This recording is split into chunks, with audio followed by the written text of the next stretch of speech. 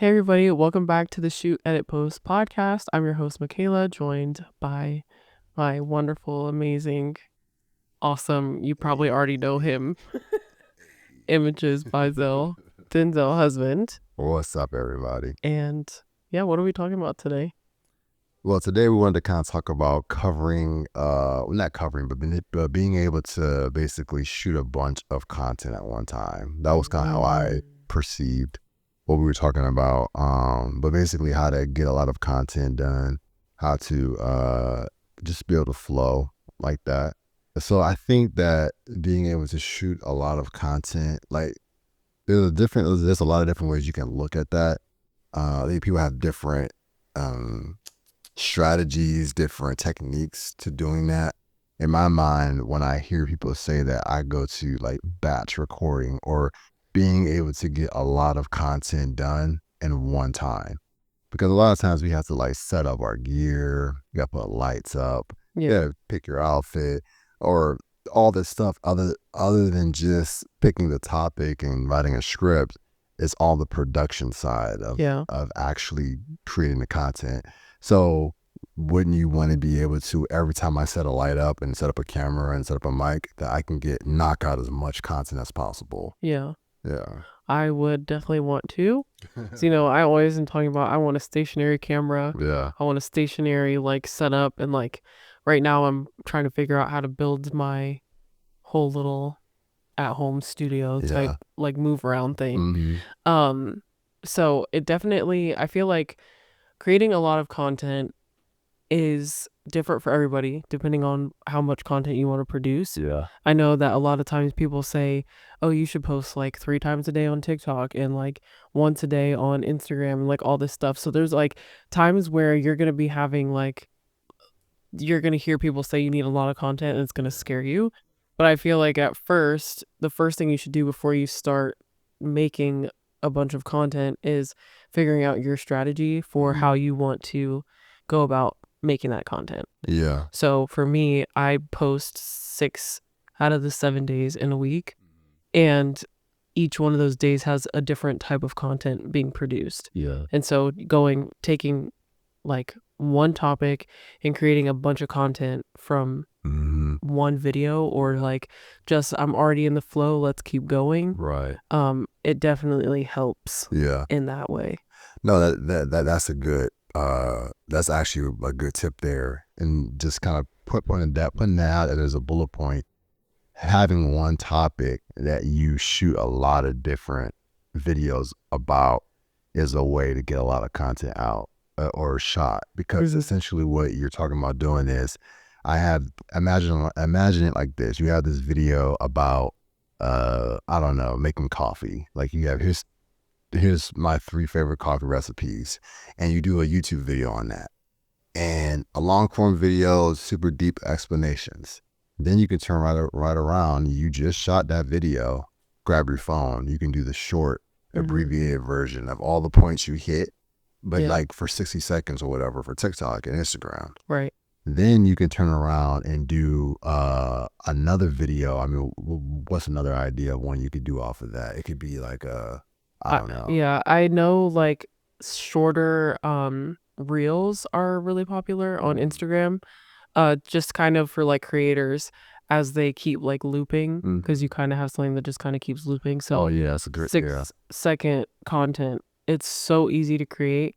I was recording B-roll the other day for like a video I was doing, and I was like, oh, this shot right here, if I just take the dynamic zoom and put that on there and put some text on it, it's gonna look awesome. So that's what I posted. That's a perfect one. So basically do the same concept. You can like, here's my 3 favorite coffee recipes, but it's all text based. 6-second video that keeps looping, that's like going in and out. You could post like, here's the first one, tip coffee recipe 1, 2, and 3. Yeah. Read the description for more or something like that. Right. You open the description up, and that's how they catch you on that loop. Yeah. You sitting there reading the description while the video keeps looping. But that's 3 videos right there off of one video idea that you've not had to go, you didn't have to go then make a whole new script. You didn't have to even you can have the same clothes on, and like you said, you shot B-roll for the long form video. and then now you took a clip one of those shots of B-roll, and then you made a whole nother little 6-second video. Yeah. Not coming up with anything else. You're just taking the exact same this exact same material that you covered in the long form video. Right. Yeah. Yeah, that definitely, I feel like, I don't know, everybody is different, but it saved my brain. Yeah. Because I was like, okay, well, I have this one topic, this one question that I'm trying to answer this week. Yeah. So on this like week, I can create my YouTube video, I can create my 3 reels, and I can create my carousels. Yep. And from that, like all in, so today I basically started my process for the week, and I got 2 reels done and my script for my long form video. So now when I start to go record those, I'll already be in the process, so I can start to record my 60-second reel as well. I think that also knowing what's a good like hook in your long form video, or even like your shorter form content, I think knowing what that is, you can also use that part and almost like advertise your longer form content with that. Yeah, that makes one sense. hook. Yeah. It's like, here's how I keep my like house cozy. Or Yeah. one that I used the other day was, can you imagine a life of non-negotiable coziness? And like that was my hook in my video, and then I was like, oh, I can just use that in my short form content too. And so it was just easy to like just grab real quick. Right. Another type of video you could shoot while you're shooting your long form or whichever type of video you're doing is a behind the scenes time lapse video on your phone. You could have that off to the side while you're setting up, while you're doing the recording of the other video. So that's like another, BTS, POV, whatever type shot, time lapse. Yeah. That can have text on it or whatever. So, and then another type of video you could do on top of that is a little like mini vlog, like, hey, I'm about to shoot this video. Yeah. Here's a video I just shot, kind of show like what you're doing. Right. So that's like 5 different types of videos off of one topic. So that's like one way of doing it.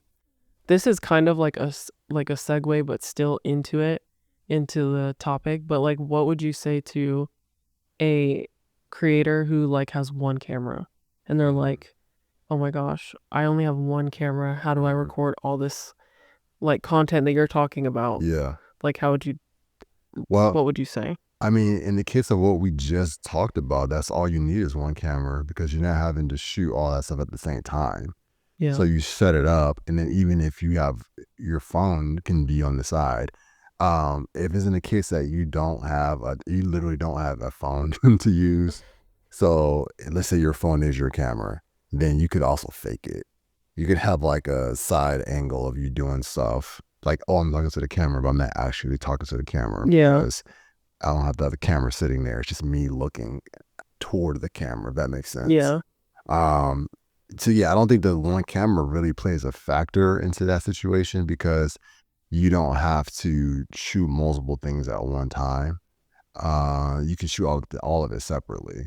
So yeah, I wanted to ask that because I know I've seen a lot in my content research, like comments, and people are like, I only have one camera, how do you get all these different angles? And like, how do you angles aspect of it? Yeah, but I mean, but you said like you can set your phone up and pretend you're talking to the camera, and there's people that I know will like take a shot where it's like straight on like this, and then they'll like turn and talk to something else. It'll look like you have multiple cameras. It might not be people that have a lot of cameras, it might be easier to record, but going into the editing process, I do think that it's a little harder, because now you have all these different camera angles that are all the same length, and you're trying to cut between all these different things. Whereas if you had one camera and you were talking to the camera, and then you said, okay, now I want to talk this way, you just have to fake it. Like it's like, hey everybody, today I'm talking about blah, blah, blah, and blah, blah, blah, blah, blah. But you just have to fake that you have multiple cameras. Yeah. And saying that coming from, like, I feel like we've always had at least 2 cameras, just from being a videographer and a photographer. But I really use my phone for all of my Instagram and short form content. Even like photography, I'll take with my phone. I don't use like actual camera. So it's not like I don't want to make it sound like, oh, you need the top notch, the best camera to make all these different types of content, because you really can just use your phone. And then you have like this endless scroll of content where you can just grab different parts of it and make more content that way too. Yeah, for sure. Yeah. I think the whole thing is being able to just think outside of the box. And what you're talking about, it's like you're just getting coverage. And you just have to basically, if you think like, the people who are watching your video don't know how many cameras you have or don't have. Even the type of camera you're using, as long as you know how to use it, can look good. So I think that as long as you're able to like shoot the video that you're shooting from one way, then okay, now I'm done with this shot. Now let me go get the other angles I want to have, and then you have like B-roll shots. So you shoot your video, then you can go back after the fact and get B-roll. So like kind of like cover up any edits or things like that you make in your video. So another way that you can get multiple forms of content in one that I've done is actually live streaming. So if you are a person who live streams, essentially what you can do is pull that stream off of YouTube or whatever streaming software that you're using. If you assuming that you record in that software, like in OBS, you can live stream, but you can also record right on OBS. You can, after you're done streaming, you can go back through the live stream and listen to all the points you hit. And you can basically grab each section as its own video. I've done that where I've like, okay, this part was cool. That I talked about maybe I talked about a bunch of different things in this live stream, but I'm gonna grab one of the topics I hit and turn that into a video by itself. And then you can title it, thumbnail, all of that as if it's its own video. You're just pulling a section from your live stream, and then I would just link back to my full video to help that get its watch hours up. Yeah. And then you can even do it another way with YouTube. You can even create shorts right on YouTube. So if you have a video on your YouTube channel that's already been posted, you can create a short from that video. So you're just grabbing a section of it, and you can make it up to 60 seconds. And then that will automatically link back to your main video. Yeah. So that's one way of getting as many topics as you hit, or as many ideas you come up with of like, oh, I can make this its own point. Do it, because then you can have one long video and end up with like 5 more videos essentially, or 5 more shorts to be able to post on YouTube Shorts. So yeah. Yeah, I feel like you're really good at creating content that can be repurposed in like different forms, because I am very much like this is my strategy for my my content. So I like make all of these different types of like scripts and like bullet points that I want to hit and all of these things. And so I'm like, okay, this is going to be attention grabbing. I want this, I want that. But if I were to make in my YouTube video, like, here are 3 things that you need to know about making your house cozy. Yep. And I said, boom, boom, boom, right there in the YouTube video. I can then take that short, turn it into a clip without even having to like edit it myself. I basically just go into the app and cut it right then and there. And repost it as its own video. Yeah, and repost it as its own video. So now you're having short views and you're getting it linked back to your longer view or your longer form content. So it's bringing people back to that. So now you're getting 2 things out of one, and it's benefiting you in both ways. Yeah. It's advertising your longer form video while also getting views. And then it's also like pushing towards that other one. So I think that's really a good idea to do in general, but especially if you're somebody who is doing content creation and still has like a full-time job. Because as somebody who doesn't work and is making content creation like my full-time thing, I'm working 8 hours a day on my content. So to be able to just say, okay, I'm going to take this like 8 hours throughout the week and be able to pull like 3 different types of content from that one long form video, I think you're going to do yourself a favor. For sure.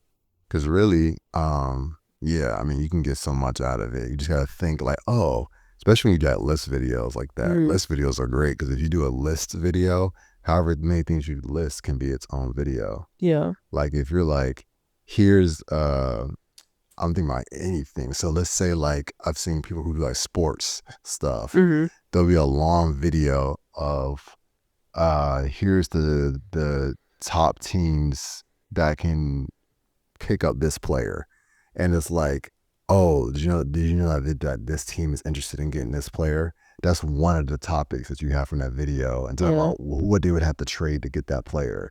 But do you link back to the main video? Now you're saying, oh, it's actually a whole bunch of other teams that can get them too, and each team they put down a trade of what would have to happen to get that player. So it's just like you just have to think like, oh shoot, that's a whole thing in itself, because you got to also think about terms of searching. What are people looking for? A fan of a specific team. I say, hey, do we have a chance of getting this player?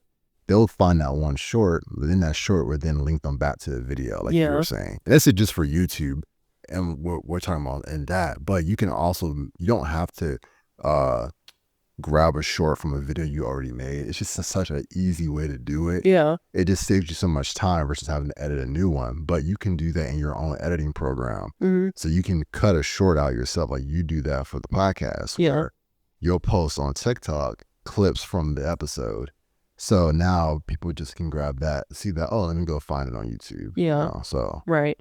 Yeah, I was gonna say that same thing, is even though you're not, like, I can't just say, okay, I want this clip for Instagram straight from from YouTube. There's so many platforms. Straight from YouTube. But when I'm editing the YouTube video, when I edit our videos or the podcast video, I'll mark in DaVinci, this would be a good clip, or I want this as a clip. So I mark it, and then when I'm done, I'll go back and cut it, grab it, and turn it into like a shorter form content. So it really, like, there's different ways to grab a lot of content out of one. But I do think that YouTube is the easiest. And as far as like everybody in the social media world's like predictions for social media this year, Instagram and YouTube are like up there. Like YouTube, I feel like has always been relevant, but they're doing like new stuff with shorts and stuff. So I think that's really gonna grab people's attention to like move over there, especially now because I think they can do 3 minutes. I don't know. I haven't done. I think mine. I did see that you can do a 3-minute short. Oh, that's cool. So with a 3-minute short, like TikTok, I remember started off doing like 3 minutes, and everybody thought that was a big deal.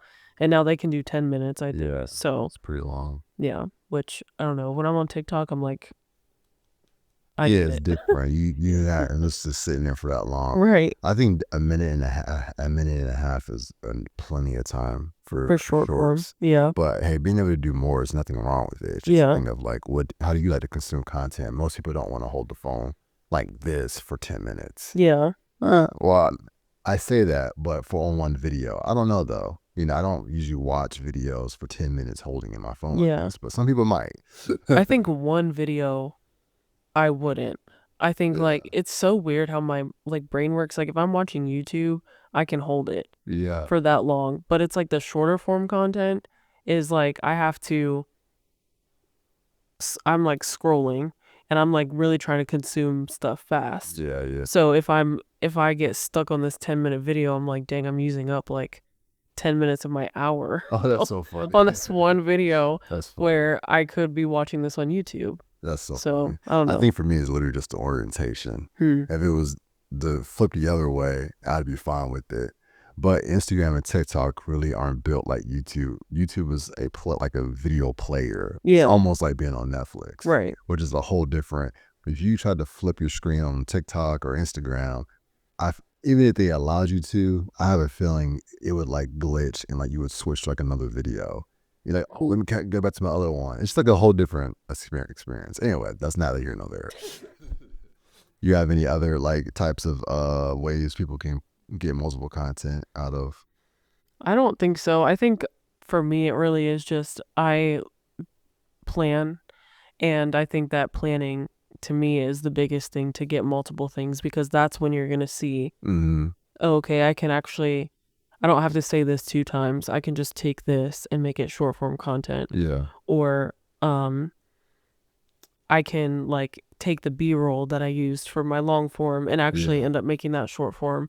So once you like plan everything, then you'll be able to see what you can grab, what you can keep, and make things that way. And there's sometimes where I'm like, oh, I can't make a full video off of my B-roll, so I have to get up again and go do it. So it's not like, I don't know, it's not like a one size fits all. Yeah. It's just kind of like tips and tricks on how to get started with like planning your content. Especially when you're just starting out and you need help to, you need to find every bit of way you can to save time or squeeze time out. Cause you know, if you can make every video from scratch, fresh off, you know, cool. But it's like you want to try to do a lot of videos. You don't have as much time when you're still working a full-time job or something like that. Yeah. So being someone who has a full-time job and also doing content creation, I gotta try to find every way I can to get content out. Yeah. That's why live streaming works so well for me. And having a how-to channel works well because even though I'm starting to switch into doing more narrative-based stuff, I can pick a top. So for example, I can say, here's the short film I'm releasing this month. But I can say that short film is coming out at the end of the month. Let's just say that. And at the beginning, I can do a video or like a vlog type style video talking about the project, a little bit of the pre-production. If it's a vlog, I can have it follow me on production while I'm shooting. Yeah. So you see some of the behind the scenes. And then like, okay, now we're gonna, you know, that's the end of that. Then the next week, I can do a live stream of me editing that project. Yeah. Say, and maybe that goes for 2 weeks, and then the last week, here's the full video. That's just like a rough. I probably wouldn't do it exactly like that, but that's just kind of a rough idea. Yeah. Like, off of the one. But one video idea, you got three other ones. So that's kind of how that could, you know, you can kind of go like that. Yeah. I mean, I have a like podcast about doing books, and it's a monthly podcast. And I still feel like I didn't even say everything that I wanted to say. Yeah. Because I'm like, there's so much, like I could have done my like ranking for 2024. I could have done like my predictions for 2025. Like there's so many different like video ideas that you can come up with when you pick a niche. Going back to last week's episode. But once you're there, I think like again it's just that like planning your content, and then like you said you can get 3 different forms of content out of one, and within those 3 you can also cut them down into shorter ones. Definitely. So there's a lot of things I would just say, like back to my planning and strategy, I would say pick a topic or pick something in your niche for a month and go off of that for a month. Plan content for the month and see how much you can do with just like one topic, because there's so many different ways and so many different forms of content to create with just one topic. Yeah. So that's really cool. So yeah, we gave you guys some nice little starter ideas, but just go out there, experiment, play around. Hopefully this helps you get your mind in that direction. You're like, okay, yeah, I'm seeing what they're saying. Let me see how I can apply this to my videos. And definitely let us know what type of, let us know actually, like, you know, in the comments below, or if you're listening, let us know what type of social media content that you create. If it's stuff for Instagram, TikTok, YouTube, and also what type of content you make. I would love to know. Yeah. What's your niche? What's your niche? I would love to know from our listeners what type of content you guys are creating. So yeah, that's cool. That's cool. Do you have any like last minute words or like something that you think was cool that you did in content this month? Yeah, actually, I just shot. I mean, I haven't mentioned it, but I just shot a vlog. I don't think I've ever done that for real. Maybe I have, but I've never really done vlogs for real on my channel.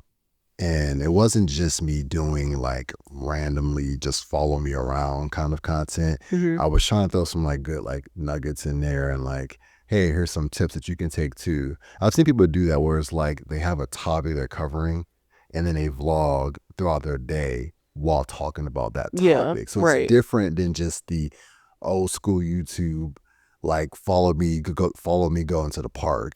But there's Right. really no substance other than I'm just watching this person do their life. Yeah. This style of vlogging is more like a cinematic style that I was Okay, trying to go for. But it was fun shooting it, so I'm looking forward to editing that. So if you want to see that, I'm planning on doing a live stream with me editing it, so you can check back on my channel to see when I do that. You'll see the live and the video. Yeah. That's cool. Yeah. I'm really like, I just am like really obsessed with my content right now. I feel like I'm doing a really good job editing and like just grabbing people's attention. But I think it's been just really cool experimenting and like actually getting creative with it. I think honestly it's because of like really learning more about DaVinci Resolve. Because when I edited on there before, it was very much like I'm just making cuts. Okay. And I knew how to make like the little jump cuts where it was like in, out, and add text to the screen. But like I've been finding like sounds, and we have a visitor.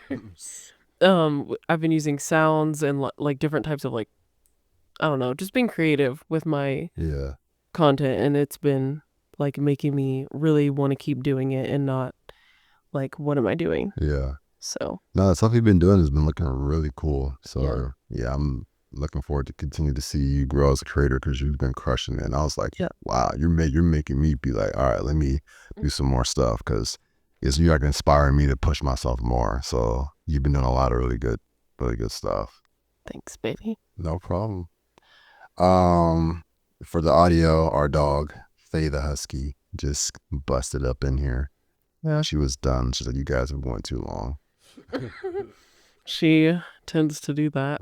She just tells us when we're done and when we need to pet her. Yeah. So, well, that's going to be it for this episode. Thank you guys so much for watching. Thank you for listening.